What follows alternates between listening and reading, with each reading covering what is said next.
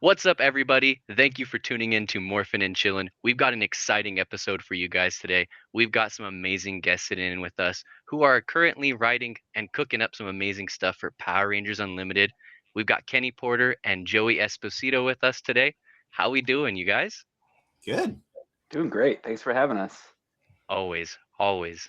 Well, we're coming off of a little bit of a Power Rangers Unlimited high. We just recently got that free comic book day issue. Nice. So Mhm. I figured I'll immediately ask you guys a question that's been off the top of my head since I read that issue. Hit us. First page, we get to see that Cassie is one of the confirmed Rangers that I believe is being recruited. And if I caught on to the references correctly, it looks like it was during the countdown to destruction. So does that mean Interesting. there could be time travel elements? I think we're good to say that it's in the premise that like Rangers are pulled from time and space. So we have mechanics that are explained, some in issue 1, more in issue 2, about exactly how people are pulled for missions. Okay. And it kind of works on like Doctor Who wibbly wobbly timey wimey stuff where like it won't break the timelines, but people will be popping in at different times in their lives, and they'll have those black communicators. So like when you get Which look called on the black amazing. communicator, you're called up to go do an unlimited mission. Mm. Okay. We need those to be sold. I can't lie. They Oh, just off the pictures alone, they need to make some kind of prop where we can buy that. Like Mm-hmm. those I things feel are like crazy. everything that we like anything new that we're designing, we're just like keeping in mind like what would be cool to have a toy of, Yeah, oh yeah. because I mean that's what we're all here for, right? Right.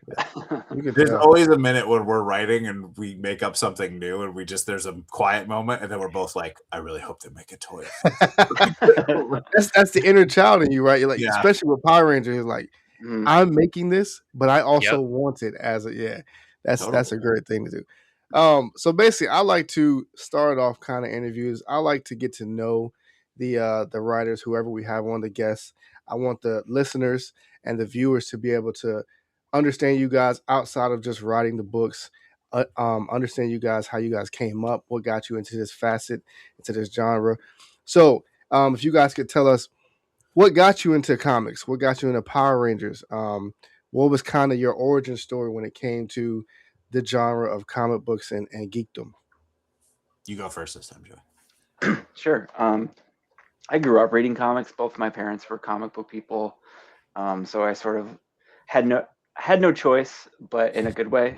Like just Yep. inherited that. Was buying Superman comics very young and just sort of was always part of my life. As far as Power Rangers goes, Mighty Morphin came out when I was in third grade, so it was just Oh, like that's just like perfect timing, the exact right age for that phenomenon. And I think about it a lot because younger fans grew up with Power Rangers just always being a thing that was hmm around, but like for me and for Kenny, it was like there was a before and there was an after, and it was like we were all like Ninja Turtles, and then it was just like, wait, what? yep. Power Rangers? Oh my god! And so that was a huge, huge defining thing in my life, like for real. And then later in life, when I decided I wanted to make comics for a living or try to, um, Power Rangers was always like a bucket list franchise for me. And when I Mm-hmm. started, this was before Boom had the license, and there hadn't really been any Power Rangers comics in years. And so when they did get the license, like I've been bugging them since 2016. Just Mm, know, Oh. I'm here. just like, Yeah. hey, I'm here. And finally, in 2025, I got the attention of the editor at the time, and that's what led to me writing Mighty Morphin Power Rangers Zord Quest, which came out at the very beginning of this year. Mm-hmm. And then sort of all that just like kind of morphed, no pun intended, into what we're doing now. So Wow, that's great. That's so cool. Yeah, and then on my end, like also because Joey and I are about the same age, that was during the big like '90s comics boom. So Mm-hmm. my cousins were all reading stuff. Like I remember my cousin's boyfriend just one night telling me the premise of Craven's Last Hunt, like the Oh Spider-Man my gosh. story, and I was just like sitting riveting, like I was listening to a one-man podcast. I was like, and then what happens? Like Yeah. that. So I used to run down the street. I lived really close to a comic book store, so I threw any money I had at like cheap stuff from the dollar bins, whether it was Spider-Man, Superman stuff. Like I remember getting the Death of Superman issue and just being like, this is the most important thing that I've ever owned, and reading all the like the imposter Superman stuff. And then, like Joey said with Power Rangers, I had always been like a Godzilla fan. So I would watch the old movies as a kid on TV, and I really loved Mecha Godzilla. Like I love giant robots. Even in Star Wars, I loved the walkers and the ships and stuff. So when there was a show that essentially at the end of every Yeah. episode was a Godzilla mini movie, I was just so hyped.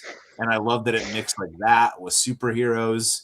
It was just something that completely blew my mind. And Joey like nailed it. Like there's the time before Power Rangers and the time after. And I like it's hard for people who didn't have it to not have that like cultural milestone both on TV or in the toy aisle because it just like dominated toy Yep. aisles when it came out. Sure did. And the toys were so hot and so hard to get a hold of. And after that, as I got older, like I'd always liked writing and storytelling, and I had a second grade teacher who was really influential. Her name was Miss Sigsby. She would have us fold and like staple and draw our own stories all the time. So essentially, we were making mini comics every Oh, that's week, awesome. whether people knew it or not. Like that's what we were doing. So I got really used to They were getting that. you And I was ready. like, yeah, exactly. She got me in training early of getting ready, and I just had loved storytelling. And in high school, I taught myself script writing because I was really into movies and comics and stuff. So I bought a bunch of books on it, got my hands on some cheap software and started learning that. And then I remembered how much I love comics, and I decided I'm going to make my own. And so I started making little independent one shots and stuff. And that led to stuff that got picked up. I won some awards for things and some competitions. And then more and more stuff got published. And then when this came along, I was originally brought on to do a different Power Rangers project, and that kind of changed, and it became this new relaunch where they had called me and asked, like, "Would you like to take over this series and this title? We're going to use the title Power Rangers Unlimited, which has been used before. The only thing we have that we want you guys to play with is we want it to be like a Justice League Unlimited style thing where like anyone can team up." And I was like, "That is literally Yes. what I have That's wanted cool. to do with it since I was a kid." Like that's all I dream about. Like if I listen to the theme song on my headphones and stuff, I'm like picturing big giant epic battles of crazy matchups and everything. I think when we started, there's a song on like YouTube Music or Spotify that I sent Joey where this guy does a mashup where like the main theme bleeds into the other theme lyrics coming in. I was like, this That's is what right. I picture like the trailer music being. For the book. Yeah. That's Yeah, crazy. because it's all I've ever wanted to do. So this is Yeah. really two fans who absolutely love it. Like essentially, if we got to make the show with an unlimited budget, this is what we would want to do, and that's how I got into it. That's so And cool. that's great because I'm a little bit with you guys because I was born in '94, so I didn't Mhm. have the before. You know what I mean? When I grew up, it was 5-6 years of Mighty Morphin, so that's what I knew. And like you said, going to Toys R Us, there was plenty of freaking toy stores, and Power Rangers was you couldn't walk down an aisle and not see a Power No, Ranger Zord or a weapon. It was great, man. You don't get those days anymore, but yeah, it was special. That time was special. I can't lie. So. I'm very happy that you guys are legit. You breathe this. Y'all were this when you were little boys, and that it's showing from what we saw. Just Mhm. Thank you. and thank you. yeah, it's showing, and we're excited. We're more than excited for this book. Oh I can yeah. tell you that. Yeah, I'm I so, can tell you I'm that. so pumped to hear that. You know, you can't see it, but in front of me is just like a Power Ranger shrine of just, you know, I like to collect like the weird stuff that they did, like cake toppers and like slide Oh, puzzles, and just, you know, like they would just slap the logo on anything mhm. because it Yep. was so hot. So I have a lot of that stuff. But really, what we're trying to like deliver that feeling, but in a comic book of like just new and exciting and unexpected. because as kids without any reference for like the genre or Super Sentai or knowing that it was Japanese footage or any of that stuff, it was just like completely bonkers in the best way, and like nothing Right. we had ever seen because it's so, some of that footage is so like just different style, culturally different. And so we're hoping to kind of like give some of that to Power Rangers Unlimited, where it's really unexpected and exciting. That's so Great. cool. Yeah, fans like us have been absolutely excited that you guys are going to now be able to spotlight teams that aren't Mighty Morphin more heavily Mm-hmm. now. Because especially because I saw it on Instagram last week. You guys had, there was like a statement that both of you guys said that was released, and you guys Mm. pretty much both said that it felt like you just took 30 years of Power Rangers and just got to play in the sandbox with them. I'm curious, like, what does that like philosophy look like creatively? Yeah, that was one of the things when we were doing the initial meetings that Joey really pushed on was like, let's dump out the toy box, and that's been kind of our mentality the entire time. A lot of it, it's funny because I mentioned this to somebody else recently. When we're writing it, it's almost like we're role playing, like we actually run the Unlimited organization because we come up with the mission, and there is like an emotional through line with our leader, like our version of Trini that you guys will learn more about post Free Comic Book Day Comics giveaway day thing. We essentially sit down and we're like, all right, this is the mission, this is the setup. Who would be the most interesting to go on it? Which does at Oh, least like I think is a good Okay. limiter for us, so we can't just play favorites Yeah. because we have to be Yeah. like, who are interesting matchups? Who's gonna be like surprise BFFs? Who's gonna not get along? That's gonna be fun. Like who've never met each other.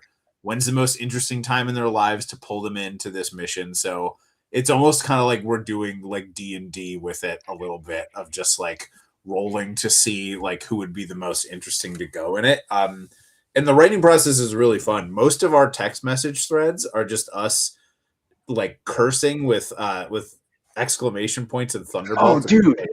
Yes, this and then this happens, and we can do this, and then oh my god, I didn't realize we thematically tied these things together. So it's just That's very so cool. high energy, and it's like two kids on the playground Yeah, coming that's up with exactly. it as we go, and be like, and we can do this like, and it's not all just actual. Like we can do this emotional gut punch and lead into this thing. So we got to give people as many feels and tears as we do big crazy Yeah. ranger action. That's great. Mhm. Wow, man. You guys are just making me more excited. I'm trying to stay Yep. calm. So Please don't.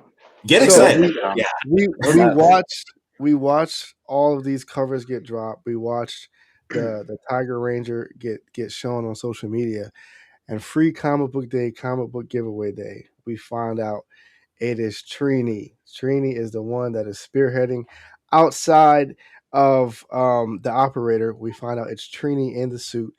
What made you guys kind of want to let Trini be the spearhead and give her that shine that she's gotten a little bit of, but not so much?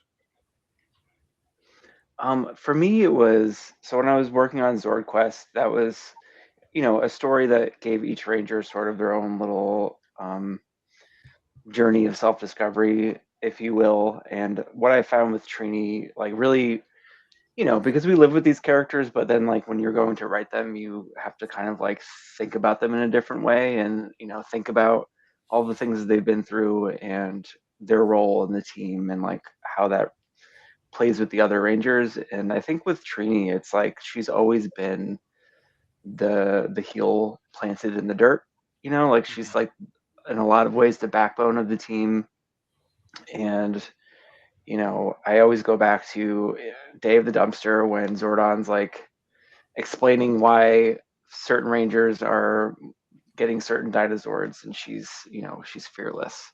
And I think that is what it takes to lead an organization that has never been done before. And yeah, she's just like you said, like she's such a great character, but felt like it was time for her to be promoted a little bit. And so that's what we're trying to do. Yeah, Great. absolutely. And we didn't just want it to be like we just give her a different color.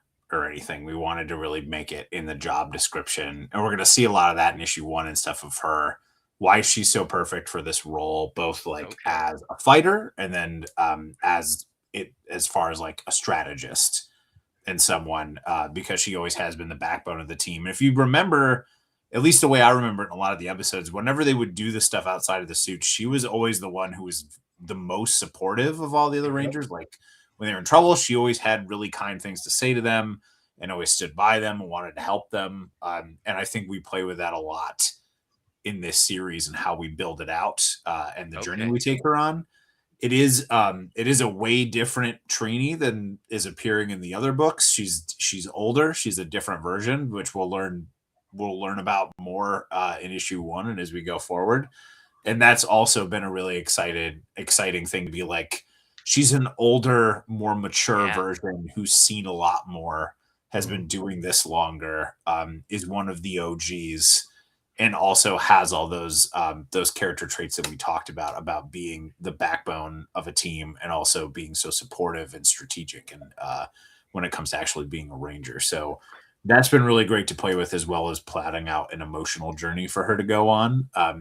So while every issue is going to be a fun kind of one-off mission and adventure where we're going to like put them in genres and situations that we've never seen before on the show, and we're not going to follow the typical like monster shows up, blows up, gets big Megazord fight. Like the genre will dictate like what kind of adventure they go on, playing with some of that Super Sentai stuff that Joey talked about. We're going to see her grow and change and go through a lot of fun emotional stuff, while we also just get to be like, oh my god, what if we just did the Power Rangers and it was like the Raid with just like a ton of martial arts stuff and an unlimited number of baddies. So that's kind of what our mentality was in picking her as the leader and trying to pump her up a bit. I That's think great. also something that I think isn't often remembered, but it is established at some point in Mighty Morphin that she like grew up on, or she's like a military brat in Yeah. some way, like growing up in different bases and stuff. So I do think ingrained in her is this sort of that service mentality and That the makes sense. rigidity of what it takes to be in that sort of situation. So I don't know. It's really fun to like really just like dig into the bag and pull Yeah. something out. So now that you say that, I think a lot about how like I'm a huge Green Lantern fan too, and it almost feels kind of like what we're doing is sort of like a Green Lantern Corps with all the different mhm. Power Rangers, and she feels very much kind of like a John Stewart type of Okay. like I Oh yeah, like I see it. understand like the military service sort of thing, and I'm being put in this role, and I'm in charge of a lot of people with similar powers to me and similar experiences. So I guess I just didn't put that together that like I'm such a big Lantern fan, and I didn't even think that like we're seeding it in there. Well, and something that I've never even put together until you just brought it up, Joey, is like thank you for reminding us that like Trini was a military brat and like how Mhm. that like feeling of service doesn't ever like actually leave you, because I'm a military brat and you're not wrong. Like See, I find that all my yeah, jobs, it's hard for me to not like always just try to jump on the initiative. yeah. Yeah. It's like it's ingrained in you, and just as much as whatever environment you're raised in, there's always going to be something that like sticks with you. Hmm. I think in that example, it's like that's like a very positive thing. Like you're Mhm. wanting to do acts of service, and I think Trini is the same way. I agree with that. Something that I was curious about, since we're already talking about Trini and the Striking Tiger suit, what caused certain design choices, like especially with the Striking Tiger suit? We've talked about how great those morphers look, and I got to shout you guys out for being what I believe is the first creative team that's actually used the franchise's lightning bolt logo for the Power Ranger Unlimited team. They I think get that's it. dope. Thank you for noticing. The Yeah. details, right? It's the details. Yeah. Yeah, it's their Yeah, emblem. that was all Alessio Zano. Okay. He's a machine. He's incredible. I mean, we got a lot of different designs and everyone had input. But where we landed, it just felt right? Like I love the shoulder things that kind of is reminiscent of like a Tommy Shield or something like that. It's Mhm. just I don't know, it just looks badass. It does. I but agree. Mhm. but we Yeah. wanted to keep the saber-toothed tiger style, but clearly delineate that this suit is new, it's elevated, maybe it has additional powers of some kind, but yeah. Yeah. And we went through a lot of names like when we were trying to name it because we were like, we don't want her to just be Saber-Tooth Tiger anymore. We want it to be elevated. We want to sell that like tactical, higher like evolution of it. And we felt like Mhm. Striking Tiger felt like a really, like it felt kind of like a tactical thing, almost like a little bit of Metal Gear, kind of Mhm. like I sting agree. out of like Striking Tiger. And you're right, like Alessio, we gave a very vague description of, we were like, we wanted to kind of feel like this, and Alessio was just like, it's that meme of the guy just writing and there's flames, but it was him drawing. He's like, what about this? We're like, Just yeah, cooking up. that's it. That's what it Yeah. looks like. You I did love it, that. pal. Yeah. You did it. Yeah. You cooked. And Mhm. we No, are the we're black. very, very lucky. Alessio and Federico Cereso, they're switching off on art duties every other issue. They're both, Okay. I think they're both Italian artists. They both work in the same studio, I found out. Mhm. Mm. And they're just clearly having a great time. But they've both been doing Power Rangers work for a bit. But I have to tell you that like, the work that they're doing on Unlimited is, if I wasn't working on this book, I would still be like this riled up about it. Oh It's yeah. so good. They're I future will legends say, for Absolutely. sure. I think we've had conversations and we've done a few episodes previewing all the new Power Ranger books, all three of them, and hands down, the across social media, Power Rangers Unlimited has the best, most exciting art. It feels like it pops. It gives you that feel of new and shine, like you said, a shiny Mhm. toy off the rack. It just feels like Power Rangers. And I think like Thank you. he always say, like I always say they have to, the colors have to pop out. You know what I mean? Absolutely. Yeah. They're Power Rangers. It means something. That color means something. And it definitely does it. And the fact that they could find that and do it with so many different Rangers on a page just makes it even more entertaining. Um, Talking about the art, we got the splash page, which is magnificent. Mhm. But I wanted to pick out one that I saw, the Uh oh. Solar Ranger, Yep. the purple Solar Rangers. So, are we going to see, I'm assuming, Rangers that aren't just from the show, but just all around Power Rangers in general? Could you guys type into that or not? I'd say unless they tell us no, no one is off the table. And so far, Okay. every time we submit a script, we have not gotten a no uh, from Boom or Hasbro. Okay. So yeah, we've asked Um, about some specific versions of stuff lately that we're hoping to work in. One I know Joey's really excited about that I think would be really fun and would blow people's minds. But yeah, as far as we know, no one, if you've been a ranger in any shape or form, you're on the table. Like you You're can get getting the Power call. recruited. Rangers Unlimited. Yeah, you get it's it. unlimited, Okay. baby. Yeah, that was, I'm telling you, Caleb can tell you when that, his favorite Ranger is Trent Mercer. So he was Mhm. excited Oh about yeah. seeing that. But I Mhm. saw that and I'm like, this is not just TV shows anymore. This opens up a bag. And if you have read that universe that they gave us, which is so great, you know what I mean? You kind of understand if they're there, anything is possible. So that's great, man. I'm with it. Yeah. Gonna be wild. I promise you that. Mm. Can't wait.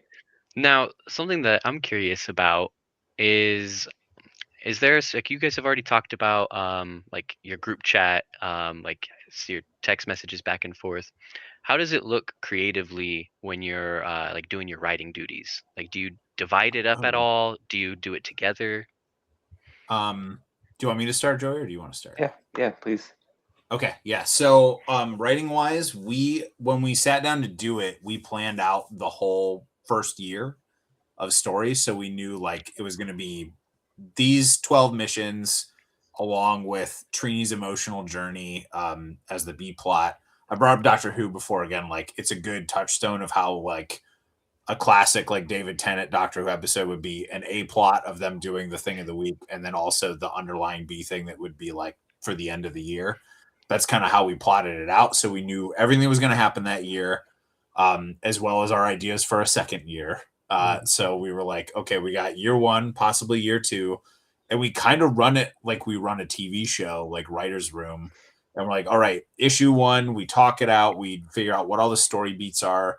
We have like Google Docs that we share back and forth. And we go and we build out the outline. We start with all the emotional beats, and then we put in all the fun stuff between that. And then Joe, if you want to take it from there, what we do after we built the outline, that way I'm not. Yeah. Just... So basically, once we're outlined and we have a pretty good, this happens and then this happens, which causes this to happen, then we'll do a page breakdown, which is just like dividing it up into pages and panels, and figuring out where the big moments land within the issue. The cliffhanger moment we want, the opening big action scene, or whatever it might be.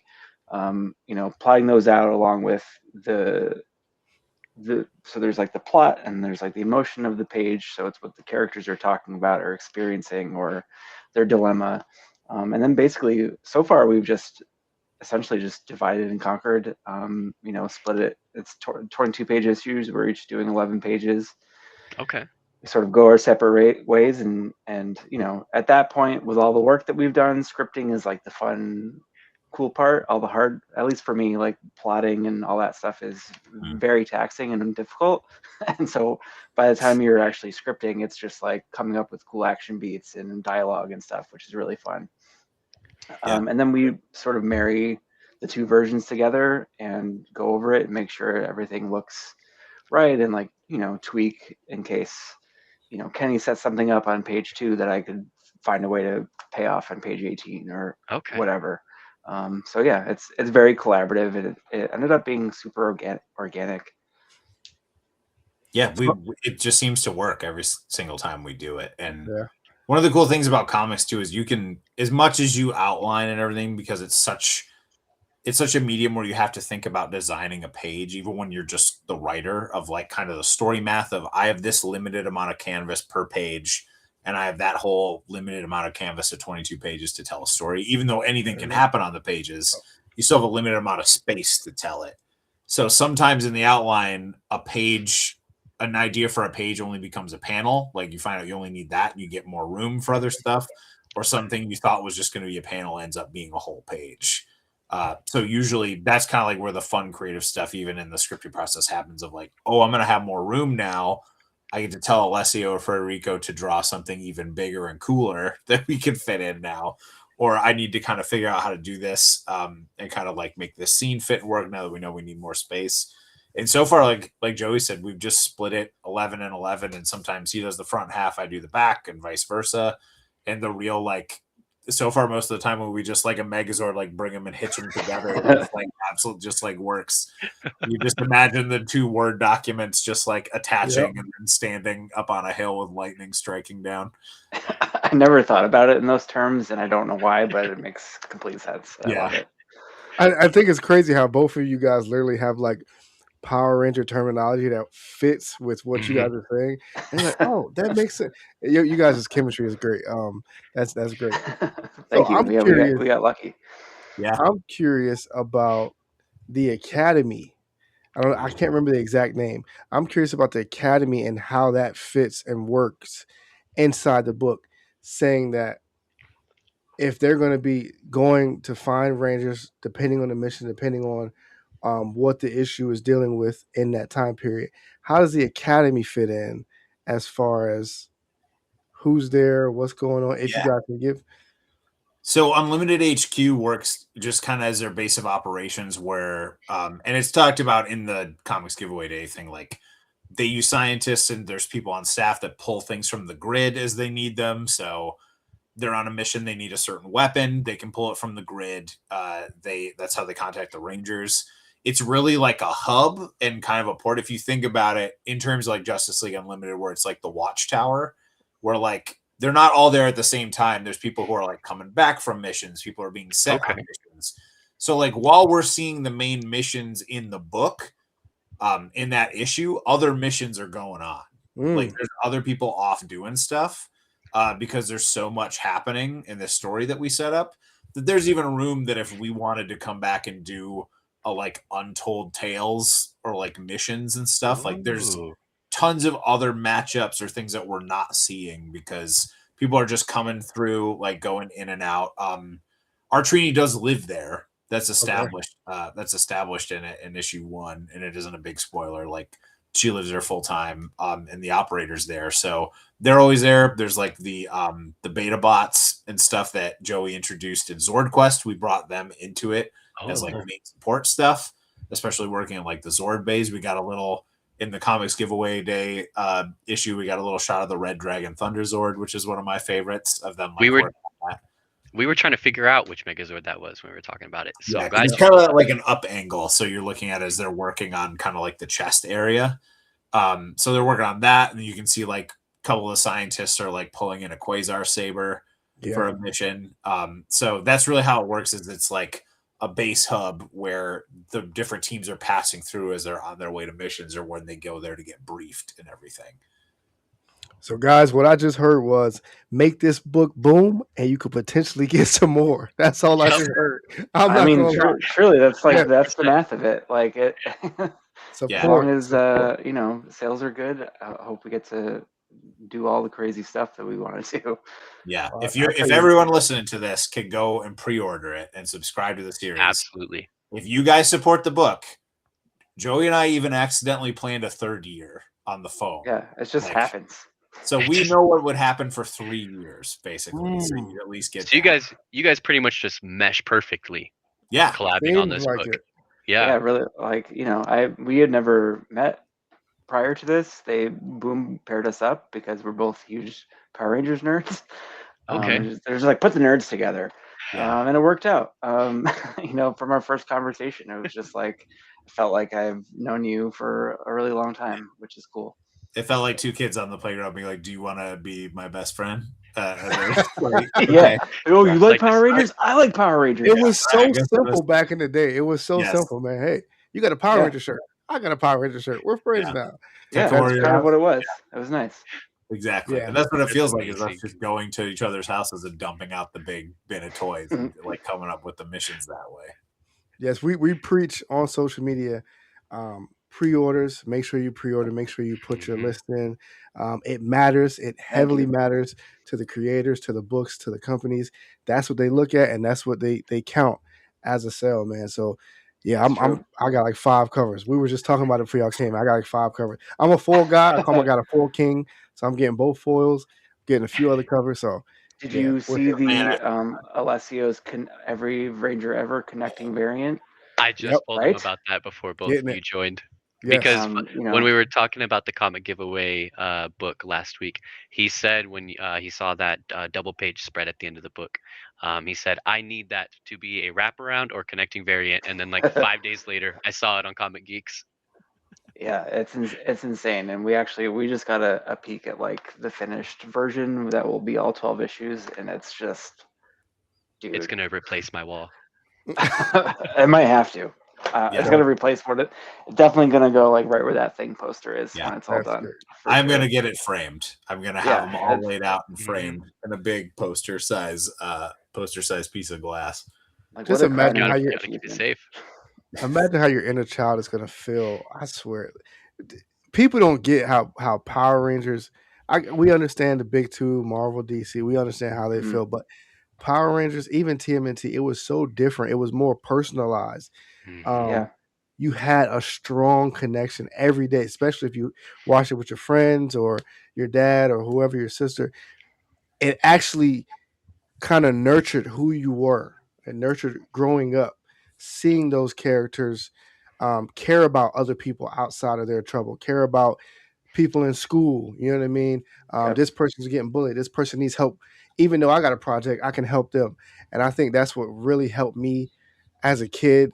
Just look at everybody as everybody can be different, but at the same time, you can find a connection in any way to anybody. You just have to try. So, yeah, we're all on the same team. Yep. And I think that's, even if you don't necessarily directly connect that when you're watching it as a kid, like being a military brat, it's something that you ingest as a kid that you synthesize throughout your life. And absolutely, and this is true. Like I love Superman, and I think that is another thing that just that altruism, just like aspiring to that level, even if you're not going to achieve it. I think it's important to have that goal in mind, and I think Power Rangers is all about finding ways to work with other people, even when you are different or you have different interests or you disagree or whatever it is. And I think Yeah. that's a really important aspect of Power Rangers that, we all love the robots, we love the monsters, all that stuff. But I think at the core, the reason that it's succeeded for so long is because it all just comes back to a very basic human element, Yeah. and that's Hmm. like supporting each other. Yeah. That's That was beautiful. that was strong. Yeah, that was Yeah, strong. I agree.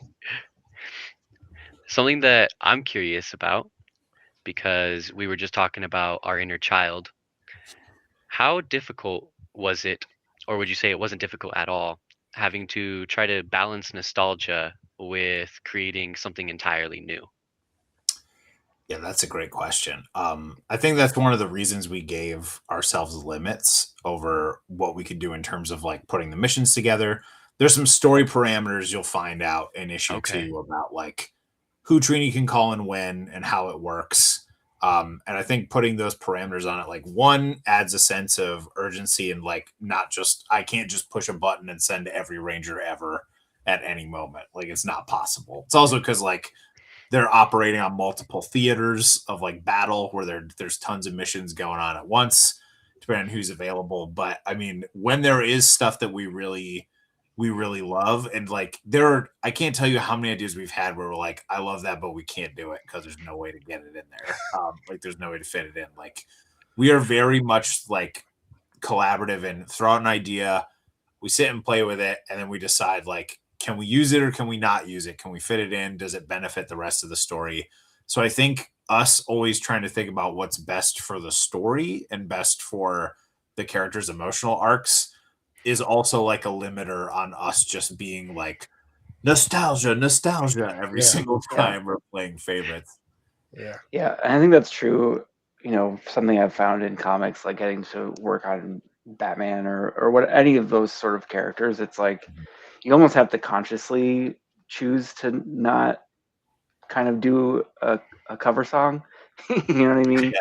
Because there's Yeah. stuff that I love, and it's like, oh, I want to see Batman on a gargoyle or whatever. And it's like, but do we need to see Batman on a gargoyle again? Hmm. And Yep. you don't really. And so it's trying to find new ways to like put these characters that you've loved in situations that you've never seen before, or in new contexts and things like that. So it is like a deliberate thing that at least I had to kind of like train myself almost. Like here's my initial reaction, and then sleep on it, and then oh wait, actually this is just this episode from whatever, There you go. and yeah. So it's definitely a challenge, but I also like, I don't know, I like stuff where it I think The Last Jedi is a great example, Oh, which like can be divisive, I guess, but like what I love about it is that it kind of subverts your expectations on what you thought Right. a Star Wars story is supposed to be, or the archetypes that they're supposed to be playing into, and yet it still works and it still makes sense within the world. I think finding those angles is what is really compelling for Okay. not only me as a creator, but I think for readers as well. yeah, You know, that's I great. don't, I don't think, I don't think readers want nostalgia all the time, right? They, No. they, they want something new. They want something different. They want to Yeah. feel Hmm. something. They may not necessarily know that that's what they want, but when they get it, then they're like, "Oh, this is what I wanted," and that's always the goal. And that's what I feel like we do is like that's why one of the reasons we're like, let's make every issue a different genre that we've never seen them enter before. Okay. That's what makes us so excited about it because it's something we've never seen we would have liked to have seen. So it's Yeah. almost just like, what have I never seen before as a Power Rangers fan that I would get excited about if I got to see it on TV or read it in a book? Yeah, And it's kind of like trusting your own taste in terms of like being a Hmm. fan, you know, like Yeah. I think this is cool, therefore someone else is definitely going to think it's cool, you know. But it's hard to like think of yourself in that way as such a long time, you know. I love this as much as any other fan does, and you know, I'm fortunate to have the privilege to play with the toys a little bit, but I also want to make sure that I'm delivering the goods. Yeah. You might have just touched on what I was curious about, which is when you guys are sitting down and you were charting out, year one, hopefully Mhm. year two, maybe year three. Would you say that there was anything that was like super intimidating or kind of scary about collabing on a crossover with for a franchise with this much lore? Yeah, that's definitely especially like as like right now the villain's a mystery, and we're not gonna tell you who it is right now. So Mhm. um they're a mystery, and trying to weave that in while trying to weave in all of the emotional arcs, like it definitely wasn't like we just sat there and it was done. Like it took a lot of time and we were very considered, and there was a lot of going back and forth and like in Google Docs and sheets with comments and stuff. We wanted to make sure that it was the best version of it that it could be. But we always just anytime we got flustered or anything, we're like, it's not life or death. Like just remember that you're having a good time and you're getting to play with the and Yeah. the ideas will come. And so like anytime either of us get flustered, we just like take a second and breathe, and then I come up with some dumb sci-fi reason why it would work. And I come up with the thank you for Truly, smoking. Like, thank God we invented the whatever so we could smoke in space, sort of thing. I think that's Kenny's superpower is like bullshit sci-fi explanations. It's great. That's hilarious. I can't tell you how like an actual rocket engine works, but I could guess how a lightsaber works with mirrors and like power converters and beams pointing at each other and everything. That, that, That is very much a craft. Just Yeah, saying whatever you feel like makes sense and convincing somebody or just kind of calming them. Yeah, I do that all the time. I yep. swear. Somebody will ask me a question and I'm like, I might not know, but I'm gonna tell you something. You can look up the truth, but I'm gonna just tell you what I think, you know? I'm going to Yeah. tell you authoritatively that this is how it Yes. works, and whether or Yes. not you believe me is that's your problem. Yep. Yeah, Yes. Now that's I'm it. telling you it's fact or not. I'm just telling you that's what I think happens. Yeah. Yeah. That is the exact conference I went to. Like, this is how every Ranger ever teams up. All right. Yeah. Listen up, nerds. This is how it works. And I stand up on my little lightning bolt themed Apple box to shout at everybody. So curious, what are you guys, because we haven't asked you, what are you guys' favorite seasons or the seasons that stuck with you the Mm, most of Power Rangers? It's a great question. I mean, you know, as discussed, Mighty Morphin is always going to be like the core of who I am as a person, Yeah. um, just because of when it hit. But certainly, you know, watched everything, and I've been doing a rewatch. I'm sure Kenny's in the same boat. Just like if I'm just doing chores or something, I'll just put on, you know, Lightspeed Rescue or whatever. But I love Power Rangers in Space. I think that's like Oh, that's perfect. just perfect. Like it's everything that I want from a Power Ranger season in terms of like an overall arc, but also character stuff and villains are great. You know, mhm. it's just the Andros and Corone stuff is excellent. So that's what I would say. Mhm. You also Yeah. get the greatest villains of Psycho Rangers. Exactly. No, Mm, Power we Rangers might like. Unlimited #2. yeah. Yeah, Tap in, exactly. viewers. I'm also a huge fan of In Space. And at the time, they thought that was going to be it. Like that Yeah. was going to be the end. So I think whenever they get to a season, they got to a season where they were pulling out all the stops. Or like this might be the last one, so let's just go crazy. Like they always ended up doing something really weird and unique. So that's why I really liked In Space. I And agree. like Mighty Morphin is a free space on the bingo card because that's the first Exactly. Yeah, one. So that's a I great love way to that. put it. Yeah. That was the free space on the bingo card. I did get really hyped when they switched to Zeo when they did the first suit change. Because I was like, oh, cool. Like they're not just gonna try to give the Mighty Morphin characters like new Every Zords and time. stuff. Like they're gonna switch up the bad guys and stuff like that a lot. Other seasons, like thematically, um, I've had fun watching them all. I love the like paramilitary organization thing of Lightspeed. I thought Time Force was a really fun story Time with really Force great is characters. great. Like I love Eric, the Quantum Ranger.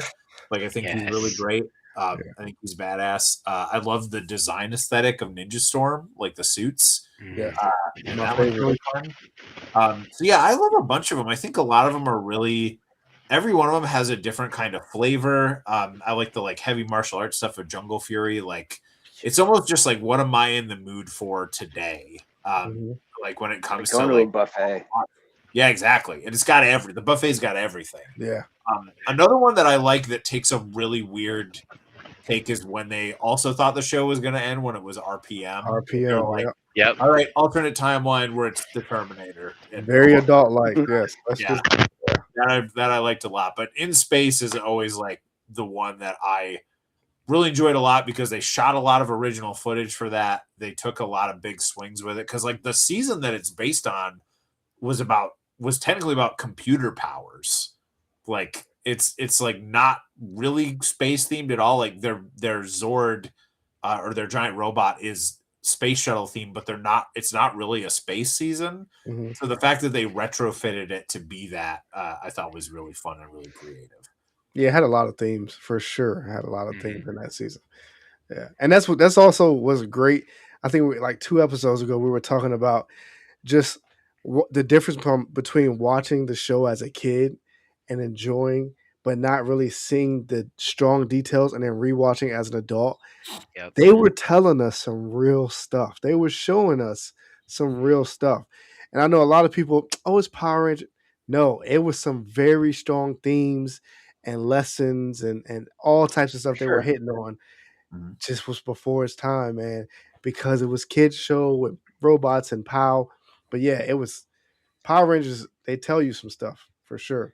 But You just I gotta think listen. that's true of Power Rangers, certainly superhero comics in general.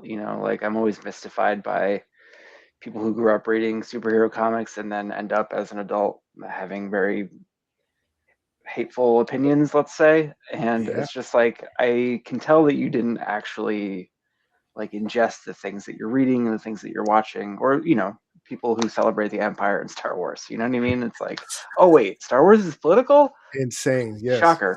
don't get it. And I think it's a media literacy thing, whatever. But I do think that even if they're simple stories meant for children, I would argue that's the best place to put those sort of stories, 100%. and build that build that foundation for kids. So the Yeah, I seeds. don't know.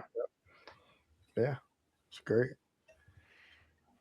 And you talked about a couple seasons that you revisited for doing the crossover. Was there any seasons that you unexpectedly found more interesting after you revisited for research than you found it before? That's a good question. I think for me it was Lightspeed Rescue. I think because when that originally was out, I was like 15, and that was kind of like a point where I just wasn't paying attention anymore. Yep. And you know, excuse me, but like revisiting it now, and especially in the context of like the characters specifically, but also how that iteration operated with Captain Mitchell and the Aquabase, and the sort of the love dynamic, the will they won't they dynamic with Joel and Miss F. Like it feels more like I don't know, almost like a WB show of the time or Mhm. Yeah, something, like a Dawson's Creek element to it, which is of the era and not something while living through the era that I could appreciate. But now, like retroactively, I find that's really fun. yeah. I Plus, agree you with got that. Cap Carter shoot first and ask questions later. Oh Oh man, yeah, trigger look who's trigger finger. online. Yes, sir. Yep, he knows the nicknames. That brother does not. Yeah, I agree with that. Something I say all the time when that season came out, I don't think it hits as hard, especially in the era that it came out. but rewatching that, grow up a little bit, it definitely you appreciate it so much more. Yeah, They take risks, but they do a lot different in that season outside of Power Rangers. So I agree with yeah. that statement. Like I love that it's kind of like I mean, I don't know. You're always sort of, well, Mighty Morphin is like protecting Angel Grove, but it always felt bigger than that. But I feel like in Lightspeed, it's very Mariner Bay focused. Like the Hmm. Zords are on rails, like within the city and stuff like that. It just felt like very kind of like this is our jurisdiction, and we're really gonna lean into it. Hmm. And I really like that aspect. Yeah, You got a lot of work to do when your city's built on a rift with demons. yeah, that's true. That's true. Not recommended. Yeah, you got the real estate at a cheap price, but it also came at a price. Yeah. So back to Power Rangers Unlimited. We have this character that has a beautiful design. I will say, the Operator. We don't know very much about him. Um, we don't know if he's kind of a Zordon figure or if he has a different out view on whatever's going on or hand in the pot. But like I said before, his design is great. Hmm. Um, could you guys give us a little insight on what we can expect from that character? Yes, the operator is very calculated and has planned all this out and is kind of pushing Trini into more of a leadership role. But we'll see some of that in issue 1 of like Trini's journey of becoming the leader of Unlimited and having to actually go on missions and call the shots. So Okay. they know a lot about what's going on, and in typical that character fashion isn't maybe saying everything uh, isn't saying everything, which is a fun trope to play on. Yeah. That we, whether we realize it or not when we're writing it. So I can't say a ton about them just because I don't want to accidentally spoil anything. But they are in every issue, and a lot of it comes down to philosophy of leadership between the operator and Trini. And Hmm. I would add, you'll find out a lot more in issue 1. Yes, Mm, I forgot about can't that. wait. Yes, So Okay. close. So let's also hit on we got the page, and I think social media went bonkers because everybody loves the Psycho Rangers. I swear. And when they dropped that photo of the white or gold, whatever you want to call it, Psycho Ranger, and he had a version of Saba, guys, y'all can see the mask right there. White Ranger Tommy is my goat. Saba is the greatest. When I seen that, I lost my mind He did. because I'm like, what is happening? We got a Green Ranger Psycho.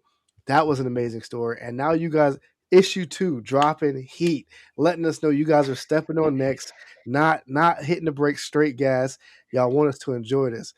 What was the thought process behind bringing a brand new Psycho Ranger into your series, and how much fun was it to use that character?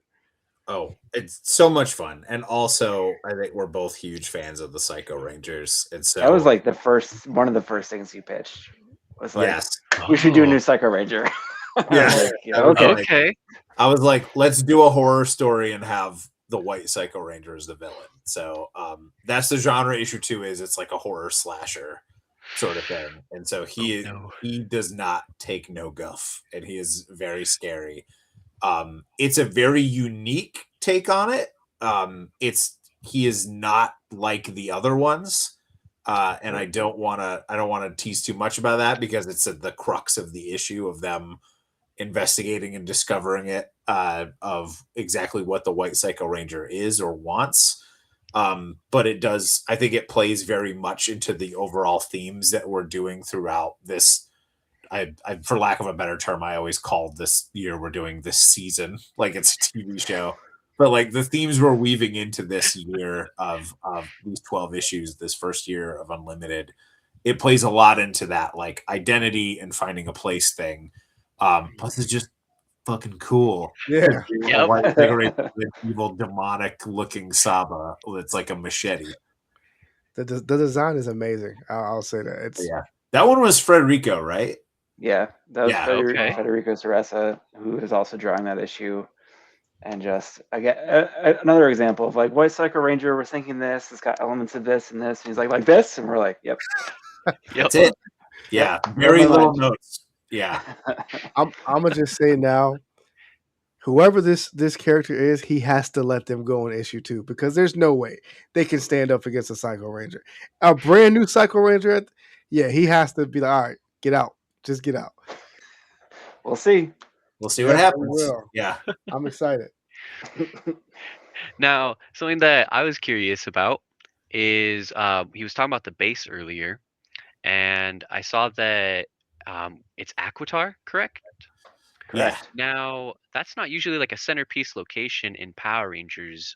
So like, was that the first choice? Maybe like, did you guys have a couple different ideas you tossed around, and what landed you guys on choosing Aquitar?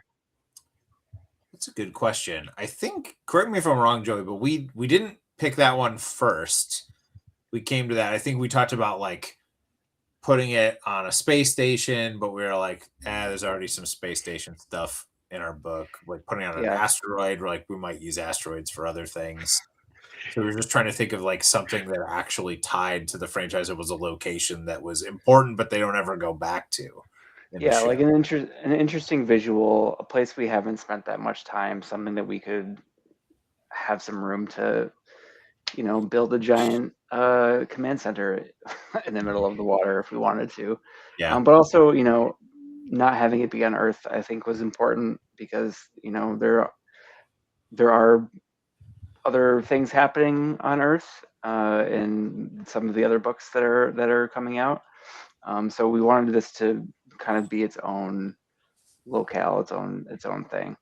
And just you'll see in issue 1, when we see Trini in her quarters, and you can see like the ripples of the water because it's kind of reflecting through the windows and stuff. It's a beautiful visual, to be Yeah. honest with you. It makes for an awesome thing. I think I remember calling out too of like when they were designing it, like make it, and again, like I'm a huge Metal Gear head. I'm like, make it kind of like the Big Shell or like Outer Heaven of like this big giant structure in like on a planet that's all ocean. So it's just all ocean view, prime real estate.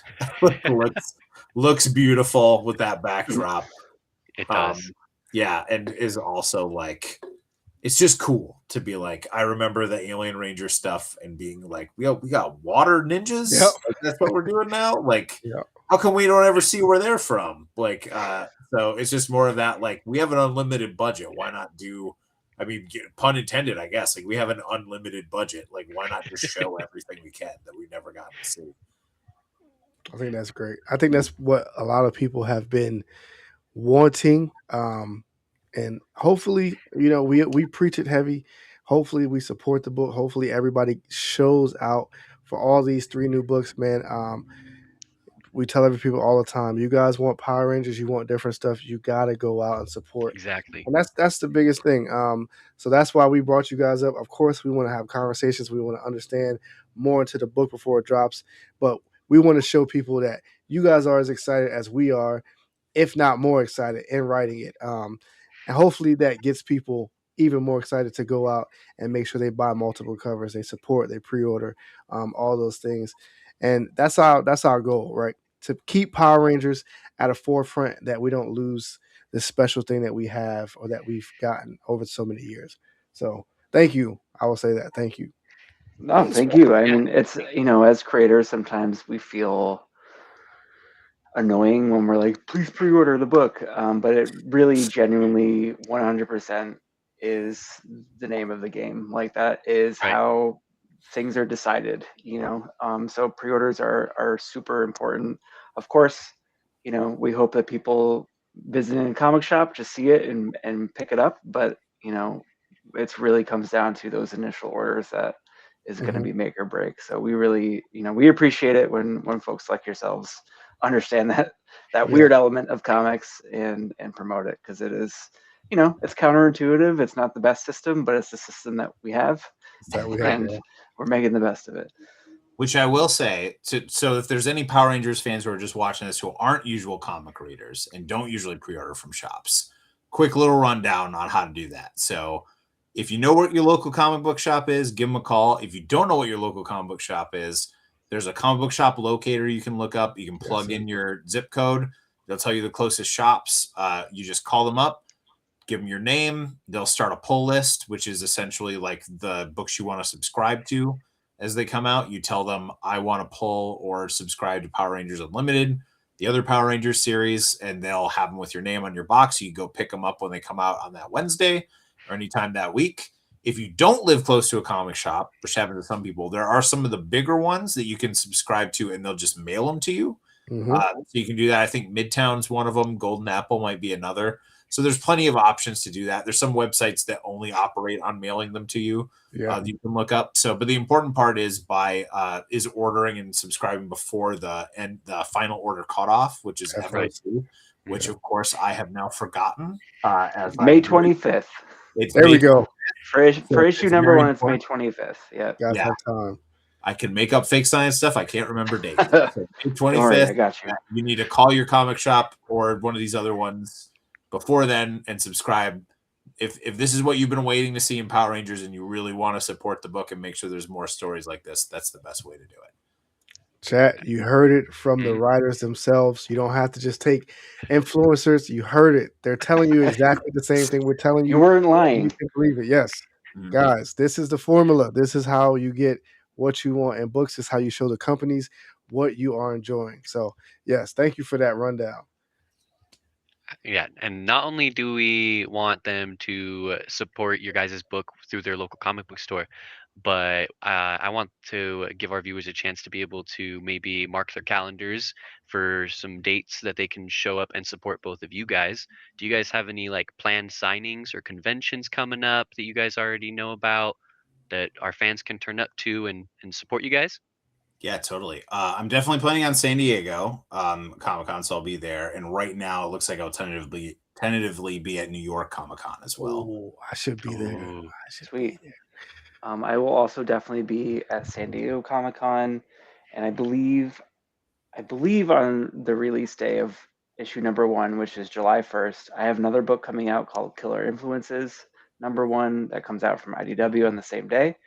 And so I think I'm going to be doing a signing in Bangor, Maine, which is where I live in Maine. It's further north than where I am, but there's a great shop called Galactic Comics and Collectibles, and I think that I will be there that evening signing anything, but primarily Power Rangers, I hope.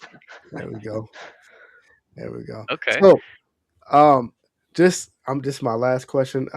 I do, like I told you, I like everyone to feel like they can understand the writers, whoever we're interviewing. If you guys could tell us, I know most people don't like to pick favorites or whatever because colleagues and all. On week-to-week basis, when you're not writing and you're picking up books, new comic book day, what are some of the books you're most excited about or that you're just currently reading right now that are dropping? Great question. Can I cheat and bring up my Go ahead. poll? Go ahead. Because there's 1,000 books running through my mind. It's so While you're good. doing that, I can say a couple off the top of my dome. While you're Okay, great. I love Absolute Martian Manhunter. That's a great one. Yes. It's so good. It's so cool. I love comics that have a unique visual identity. So that's one of my favorites right now, and I always reach for it. And then I'm also really enjoying. There's a new Image number 1 called Red Roots that I liked quite a bit. That was really cool and hooked me, and was really mysterious and didn't explain anything, and I don't care because I was reading it. So those two are what I'm very hyped on. Yeah, I was preaching that book so awesome. Heavy. I'm telling you. Well, you're in good company because I really enjoyed it. It's amazing. That book is unique. We still don't know anything. We don't understand. I don't understand it. Yes, I don't. Yeah, I read the solicit the first 3 pages for issue 2, and I'm like, what does this have to do with anything right now? But it's great. Yeah, it's great. I texted this to Kenny last night, but Kenny's book, The New Space Age, which just wrapped up, was great. But I don't want to just kiss your ass. So I appreciate another book from Mad Cave actually. There's a book by Dave Chisholm called "Is Ted Okay?" That is like a mind fuck of a book. It's if you Okay. like things like Severance, I think you'll really dig this. He's an incredible writer artist. Definitely recommend that. Also from I'm not a, I'm not just promoting Mad Cave. It's just where it's coming from. But the collected edition of Orla is coming out, or it just came out by John Lees and Sally Cantorino, and that's one of my favorite comics of last year. It's Okay. horror, it's romance, it's awesome, and I think we need more comics like it. And then I also want to shout out our friend Dave Wilgus has a book coming out. I think it comes out next week called Showdown, it. which Ooh. is from Ignition Press. That's really great if you like grounded crime stuff. Highly recommend. Sounds great. You guys heard it. I think both of us just wrote Showdown at the same time. Yes, that's two I'll more. just, I'll just call my shot, you know. Now, something that I want to do for a little bit of fun, we try to do something for fun with all of our guests, Yeah. is I'm going to have you both pick your guys' like forever red draft picks, but I'm going to give you both different colors, and you Okay. can, no restrictions whatsoever. You guys just pick 5 Rangers each, and actually, I'll make it a little bit more fun. I'll pick Joey's color, and Blue, you can pick Kenny's color. Okay. So, Joey, you're going to draft a forever blue episode. Wow. I mean, well, my all-time favorite Ranger is Billy Cranston. So obviously, Yep. oh man, so Got you on much the spot. pressure. Yep. Gotta go Chad from Lightspeed Rescue.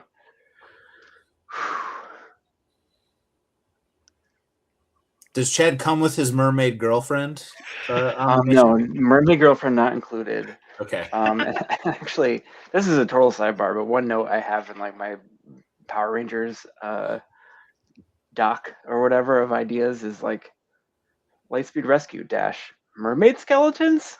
And I don't remember what it was in reference to, but I think I was- remember what it's it was been a great referenced idea to. at Yeah. the time. Mermaid skeleton is crazy. Where did I leave off? We got Chad. Billy and Chad. Mhm. What about the 2017 version of Billy? Does that Ooh. count? Is that Yeah, different enough? I gave Yeah. you no restrictions, so yeah. Billy's. That's true. You did, because I think he's great. TJ, TJ. I love TJ. I think probably because I'm writing him at the moment for the issue we're working on right now. Okay, how many is that? 4? That's 4. Yeah, one more.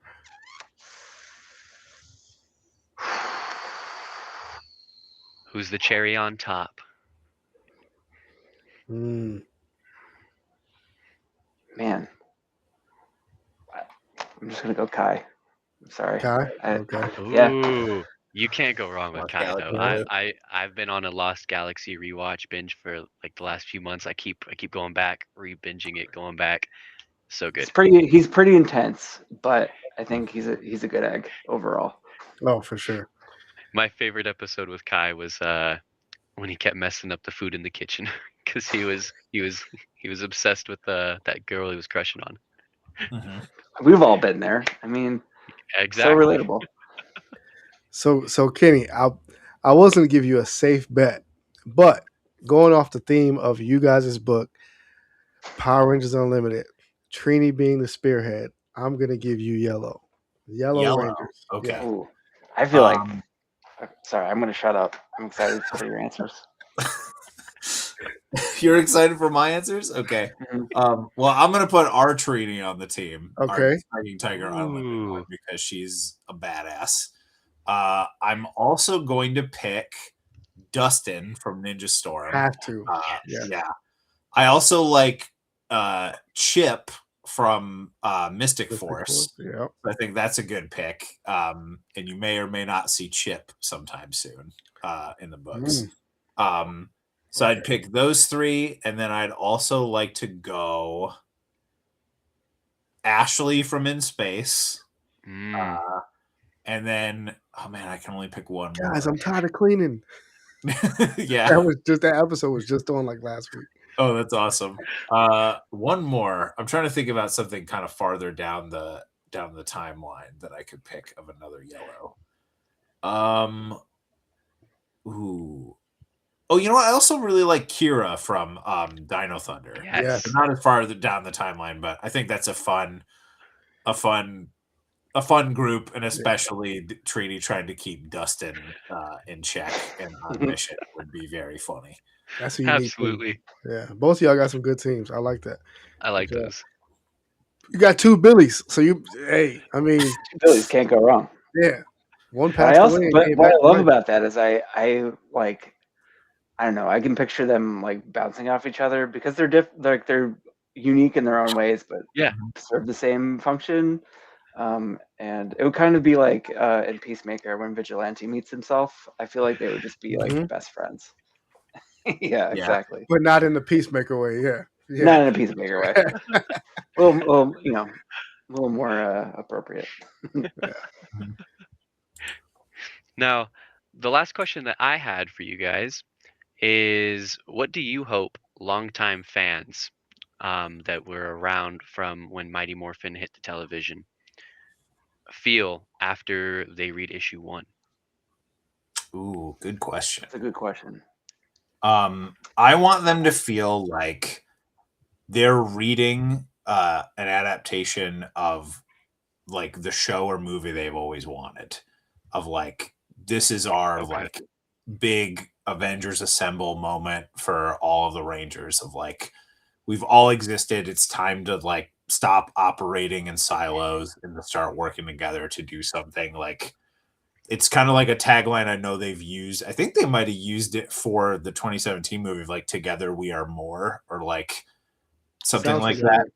Yeah, it was familiar. something similar to that, but like that feeling, and also of just like, that's right, this is badass. Like it is really fun to watch one person. I mean, it's that like that fantasy you have that isn't a power fantasy. It's just like the fantasy of being able to help and do something different when everyone's running away and you walk forward and then you pull out your morphin, you say the badass morphin call, and then you run into danger. Like, I want people to feel that, of just like that excitement again of somebody who's willing to help everybody else when something's going wrong. And then getting to say the badass morphin call like that. Like, I want people to be like saying it's morphin time under their breath all the time afterwards. Like, that's what I want to invoke in people. And the fact that in the spread page, everybody was saying their own. That was so clean. Oh Everybody my saying their own gosh. morph. Yeah, That was y'all, Joey was like, we should have them saying y'all all get this it. stuff. Y'all understand, Props. man. Props Y'all to you. I love understand. that. Yeah, I mean, I always come back to the feeling for me that I feel like I'm chasing is watching the mutiny in primetime TV when Lord Zed shows up and destroys the dinosaurs and usurps Rita, and it was just like, like we were talking about at the time, it was like I didn't know that they were going to be changing Zords. I didn't know they were going to be changing costumes and cast members and stuff, and so like that was like mind blowing to me, and that's the feeling that I feel like I'm chasing. And I would hope that readers who grew up with the series will reconnect with that part of themselves. And but I think what I'm proud of that we've done in this book is that I think we're managing to both keep it Power Rangers, but also age it up a little bit for those folks who have grown up with it through the story that we're telling with Trini. So you sort of get the best of both worlds. But yeah, I just hope people have a good time and just feel like they're a kid again, because that's the best feeling. And if they don't feel that way after this interview, something's wrong with them, because I agree. y'all have shown us. You've given even more excitement, even though we already told you this was our most anticipated Power Ranger book. Y'all have given us more excitement. So, yeah, Thanks, man. I appreciate that. Yeah, we appreciate it. Now, something I was curious about, just to kind of end with a joke, maybe, since you just touched on it and it sparked my brain again. when that statement came out, you guys were talking about like how it felt to grow up on the franchise, what your goal was going into this. Joey, you talked about Lord Zed and the dinosaurs getting destroyed when he showed up in that same statement, like you did in your answer just now. Mhm. And in that statement, you also talked about how the stakes were high. You had no clue what was going to happen next, and that's the feeling you guys were chasing here. Should I be worried about my Rangers? Yes. Are they in some trouble? Yes. This is no. a danger unlike any they've ever faced, because it Okay. spans time and space and everything that they know and everything that they don't yet know. So yes, be afraid. That's crazy. I They're love going to be that. reacting like Courage the Cowardly Dog, screaming and running and going and getting the gun from the closet running because some bad stuff is coming their way. But hey, they will persevere. Like Yeah. we'll see. They'll That's the rally. best thing about the Power Rangers. Exactly. Sometimes they fail, but they don't quit. Love that. As long as you guys cook Trent Mercer, which is his favorite Ranger, I'll be happy. We'll see what we can do. They're gonna get off this and they're gonna call each other up and be like, all right, what changes can we make? Yes, exactly. There'll be a joke final issue of just like, oh, thank God everyone made it. Yeah. There And we then go. it goes Yeah. Trent There we Dan. go. It's just like everyone who mattered. Like that. All right, I Pete. love that. But you guys heard it here. They're cooking up something absolutely spectacular. It doesn't sound like anything I've been able to experience in my lifetime quite yet. So y'all better show up and pre-order this book, dropping in July. And I mean, I'm just lost for words now at this point because I'm just that excited. Yeah. That's good. Well, But thank you for having us. This is a lot of fun, and I think it would be fun to come back and talk once it's out in the world and we can Mm. go I full agree. spoiler. Yeah, Yes, sir. we'd be able to go and talk deep dive into the discussions. Absolutely. But Happy no, to do it. thank you guys for taking time out of your guys' busy schedules and your busy Friday nights and just Appreciate it. chatting about Power Rangers with us. Like that's the best thing with Power Rangers, just being able to talk about your love for it, I to get agree. that inner child out. Do you guys want to let our viewers know where they can follow you guys on any of your social media apps? That way they can get any sort of updates on whatever you're working on, whether that's Power Rangers or anything independent. Sure. Sure. You can go to portercomics.com for me. All my social media stuff's listed there. I'm on Instagram, TikTok, Twitter. I refuse to call it the other thing just because I've always Same. had it. Same. Blue Sky, all that jazz. TikTok is where I think I connected with you originally, Caleb. So because I saw Correct. your videos about the thing, about the series, about the thing, about the book we're doing. I don't need to be vague about it. So yeah, I'm on all that stuff. But portercomics.com is the easiest way to find all of it. Okay. And I would say soupdadcomics.com is my monthly comics newsletter. That's the best way to keep up with things that are coming out, what I'm doing. But I am on Blue Sky and Instagram at Joey Esposito. Copy that. I'm going to make sure that I follow them after this pod. I'm sure Yes, Blue sir. is right now as well. Yeah. All of you guys that are listening to this, go follow them as well so that you can catch all of their updates, especially because he's got Superman Father of Tomorrow coming out soon. Yep. Joey, Awesome. I can't. Why did you mention it? Why am I? Can you remind me so I don't forget again? What did you say is coming out that you're working on Oh, independently here soon? I have a book from IDW Crime called Killer Influences. That is Killer. about Thank a you. true crime influencer who teams up with a serial killer. Oh, So totally different. Oh. And I would recommend reading that first and then Power Rangers as a palate cleanser. Yeah. I love that. But thank you guys so much for tuning in with us and listening to these amazing creators. They're just two fans cooking things up for us.